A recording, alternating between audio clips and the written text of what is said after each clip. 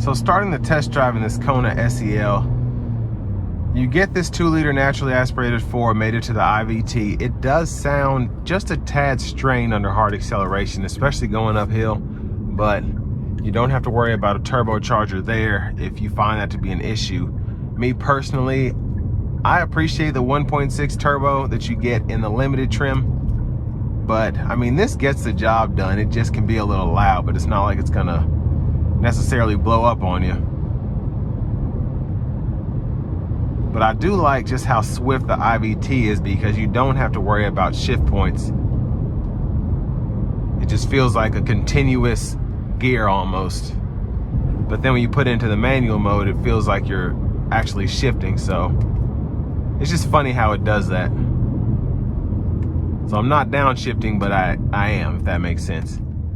Now, in terms of comfort, I want to compare this to the other trim levels, because I wanted to drive all 3 of these back to back, because this is quite a refresh for this new model year, redesign, however you want to call it.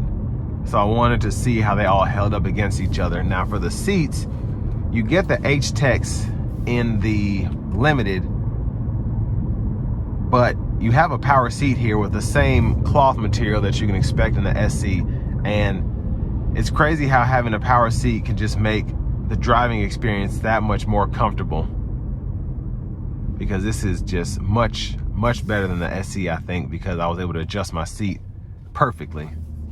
Now I have the car in sport mode now, so I'm gonna see how it accelerates getting on the interstate here.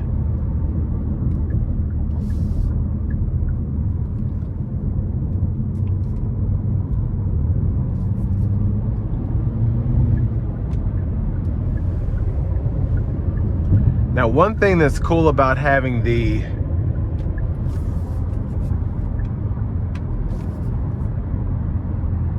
limited trim is you're able to use those blind spot mirrors. Now you do get the monitors here, but the mirrors that come up on the gauge cluster are so fantastic, because you're able to see not only your blind spot, but kind of far back and around that curve in particular. That just comes in handy like nobody's business. So I really appreciate having that there. Now we have the adaptive cruise on now, and we're in sport mode. So as you can see, it just kind of revs it up a little hotter there. And then we have the lane centering going on here. Well, I think I just turned it off. There it is there. So ride quality is pretty good coming down the interstate here. Nothing to frown at.